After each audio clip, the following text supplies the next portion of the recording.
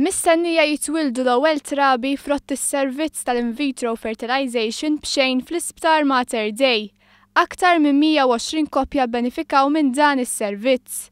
Din l-informazzjoni ħarġet l-4 filgħaxija meta l-Ministru tas-Saħħa Godfrey Farrugia kienet iwieġeb għal mistoqsijiet parlamentari.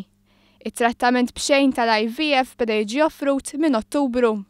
Il-Ministru tas-Saħħa ħabbar ukoll li nħatar Art Prioritization Committee biex iboġġi f'ordni ta' preċedenza il-koppji fuq kriterja stabbiliti ta' età biex jintgħażlu l-ewwel 50 koppja biex jagħmlu l-IVF. Il-Ministru Godfrey Farrugia żied jgħid li mill-koppji magħżula 27 għażlu li jagħmlu l-proċess li nbeda f'Diċembru waqt li oħrajn mexxew il-proċess għal iktar tard.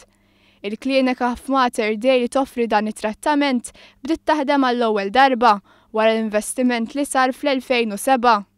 Iżda minħabba li ma kienx hemm il-liġi li ssostni dan it-trattament, ħafna mill-apparat tħalla ma jaħdimx u spiċċa mhux funzjonabbli. B'hekk mal-kważi 289,000 euro f'apparat spiċċaw inħlew.